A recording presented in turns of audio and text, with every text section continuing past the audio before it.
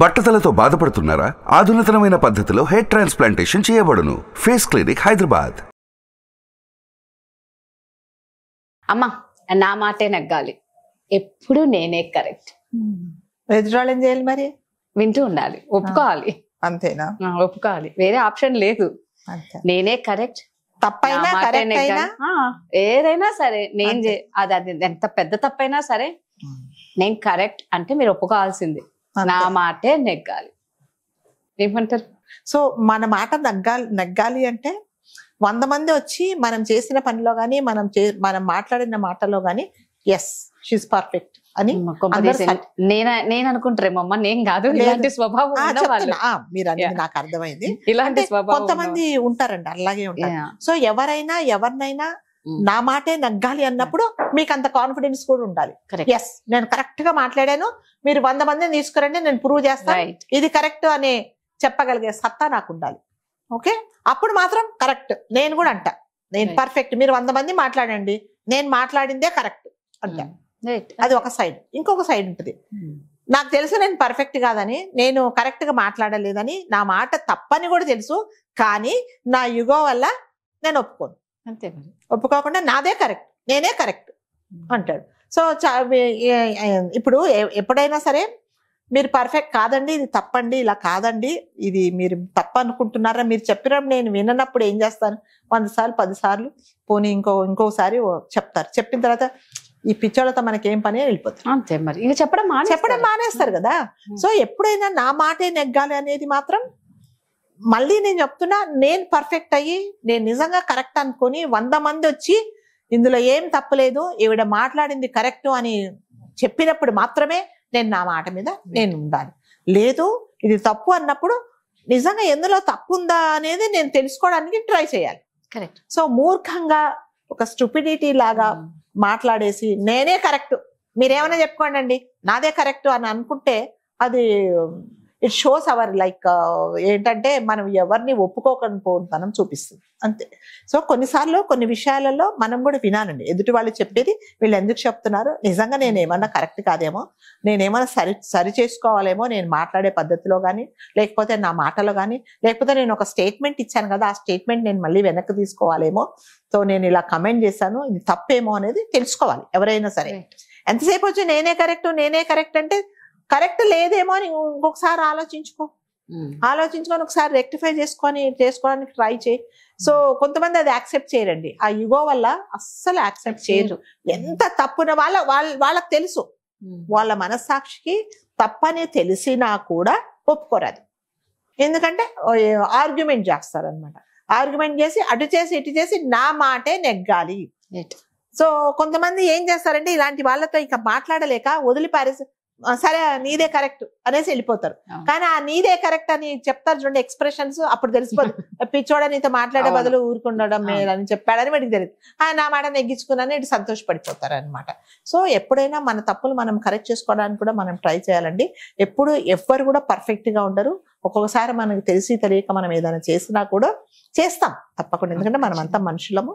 కావాలని కొంతమంది చేస్తారు, తెలిసి తెలియక కొంతమంది చేస్తారు, కొంతమంది అంటే ఇన్నోసెన్స్ వల్ల కూడా కొన్ని తప్పులు చేస్తూ ఉంటారు.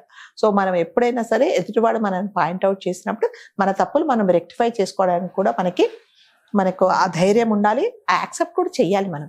సో మన తప్పులు ఎవరైనా సరే మనం పాయింట్అవుట్ చేసినప్పుడు వాళ్ళు చిన్నవాళ్ళు కానీ పెద్దవాళ్ళు కానీ, సో మీరు నాకంటే చాలా చిన్నవాళ్ళు, మేడం ఇది కాదేమో అంటే అవునండి కరెక్టే మీరు చెప్పింది, నేను కరెక్ట్ చేసుకోవాలి, అప్పుడు కదా నేను పర్ఫెక్ట్ గా నేను పర్ఫెక్ట్ గా అవుతాను. లేదండి మీకేం తెలుసు అండి, నా ఏజ్ ఎక్స్పీరియన్స్ లేదు, మీ ఏజ్ మీరేంటండి అని అనుకుంటే ఇవి చెప్పడం వేస్ట్ అని మీరు వెళ్ళిపోతారు. సో అలా కాకుండా నేను కూడా రెక్టిఫై చేసుకోవాలి. అది పిల్లలు చెప్పినా కూడా వినాలి, మన పిల్లలు చెప్పినా మనం వినాలి, తప్పకుండా వినాలి. తప్పకుండా విన్నప్పుడు మాత్రమే మనం బాగుంటాం. కానీ నా మాటే నగ్గాలి, నేనే కరెక్ట్, ఇంకా ఇది కాదు బాబు నువ్వు ఇలా వెళ్ళకూడదు, ఇది తప్పు అన్నా కూడా ఏం కాదు అంటే ఏం చేయాలంటే ఒక సామెత ఉంది, చెప్తే వినప్పుడు చెడిపోతే చూడాలట.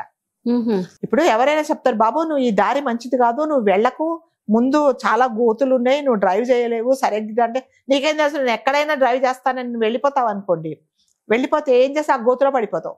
మరి చెప్పనప్పుడు వినలేదు కదా, ఇప్పుడు ఏం చేస్తావు, నీ బాధ నువ్వు అనుభవించు. అందుకని ఎప్పుడైనా సరే ఎవరైనా ఏదైనా చెప్పినప్పుడు నిజంగా అందులో కరెక్ట్ గా వాళ్ళు ఏదైనా మనం రెక్టిఫై చేయాలనే ఉద్దేశంతో మనం చెప్పినప్పుడు మాత్రం మనం కరెక్ట్ చేసుకోవడం చాలా మంచిదండి. అస్తమానం నేను పట్టుకున్న కుందేటికి 3 కాళ్ళు, ఇవి 3 కాళ్ళు అంటే ఒక కాళ్ళు నువ్వు లోపల పెట్టుకున్నావని తెలియట్లేదు నీకు. నువ్వు ఇలా చూపించేసి ఇదే అని అంటున్నావు, కానీ ఇంకొకటి నీ చేతిలో ఉండిపోయింది కదా. సో అది నువ్వు తెలుసుకోవాలండి. కొంతమంది అది యాక్సెప్ట్ చేయరు. నేనే కరెక్ట్, నేనే పర్ఫెక్ట్ అని వాదిస్తారనమాట. దాన్ని ఏంటంటే వితండవాదం అని కూడా అంటారు అనమాట. సో దానికి ఒక ఎండింగ్ ఉండదు. ఎండింగ్ ఉండకపోయి ఎంతమంది చెప్పినా వినరండి వాళ్ళు. సో ఇట్లాంటి మొండి వాదన మాట్లాడేసి లేదు ఇదే కరెక్ట్, అది కర్ర కాదు, అది పాము కాదు, కర్ర అంటే కర్ర అది పామే అని చెప్తాడు ఆడు. ఇంకేం చేస్తారంటే వదిలేస్తారు. సో వదిలేసినప్పుడు అప్పుడు తెలుసుకుంటాడు, అవును వీళ్ళందరూ చెప్పింది కరెక్టే కదా, నేను అందరితో ఎందుకు వాదించానని. అది సెల్ఫ్ ఎక్స్పీరియన్స్ అయ్యి వాడికి ఏదో ఒక బ్యాడ్గా ఎక్స్పీరియన్స్ అయినప్పుడు మాత్రం తెలుసుకుంటాడే తప్ప ఇంకా అలాంటి వాళ్ళు వాళ్ళని కరెక్ట్ చేసుకోవడానికి కూడా వాళ్ళు రెడీగా ఉండరు. సో ఈగో వదిలేసి వీగో అని అనుకుంటే చాలా ఈగో అన్నిట్లో మంచిది కాదండి. ఎప్పుడు నాదే కరెక్ట్ అని అంత అనుకున్నప్పుడు అది ఎంత తప్పో వాళ్ళకి అర్థం కావట్లేదు. అదే నేనంటాను, నేను మళ్ళీ ఇదాకా చెప్పినట్టు కరెక్ట్ అని అన్నప్పుడు ఎలా ఉండాలంటే ఎవ్వరు కూడా మిమ్మల్ని పాయింట్అవుట్ చేయొద్దు. 100 మంది వచ్చి నువ్వు రెక్టిఫై చేసి నువ్వు కరెక్ట్ చేసుకో అని అన్నప్పుడు కూడా నేను చేసుకోను. ఎందుకు? నేను కరెక్ట్ అని నాకు తెలుసు, నాకు కాన్ఫిడెన్స్ ఉంది. సో మీరు 100 మంది వచ్చి చెక్ చేసుకోండి, నేను నా మాటలు తప్పు అని మీరు 100 మంది ముందు ప్రూవ్ చేయండి, నేను ఒప్పుకుంటా. సో ఎవరు ప్రూవ్ చేయలేనప్పుడు నేను పర్ఫెక్ట్. సో దాని గురించి మీరు యూ కెన్ ఆర్గ్యూ.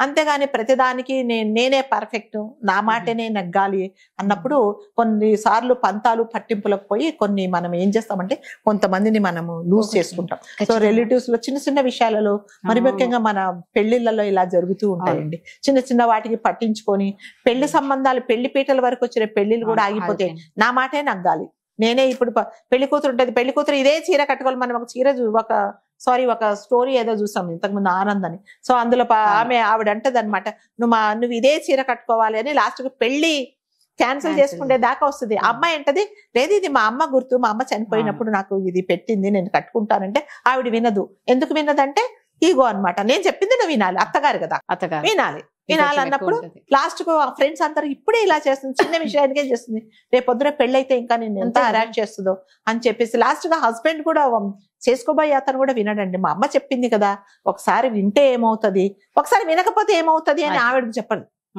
సో అక్కడ ఏంటంటే పట్టింపు, నా మాటనే నెగ్గాలి. సో అప్పుడు ఏమైందంటే జీవితాలే నాశనాలు అయిపోయి పెళ్లిళ్ళ వరకు వచ్చిన, పీటల వరకు వచ్చిన పెళ్లిళ్ళు కూడా ఆగిపోయి నువ్వేంటో నేనేంటో అని మొహమొహాలు చూసుకోకుండా వెళ్ళిపోతారు. లాస్ట్ కు తప్పు తెలుసుకున్న తర్వాత జరగాల్సిందంతా జరిగిపోతుంది కదా. అందుకని ఎప్పుడైనా ఒకసారి మనం కూడా కరెక్ట్ చేసుకుందామా, నాది కూడా ఏదైనా తప్పు ఉందేమో అని మనం ఒకసారి ఆలోచించుకుంటే కొంచెం మంచిదండి. సూపర్ అమ్మా. సుమన్ టీవీలో మీ పర్సనల్ అండ్ బిజినెస్ ప్రమోషన్స్ కోసం కింది నెంబర్ కి కాంటాక్ట్ చేయండి.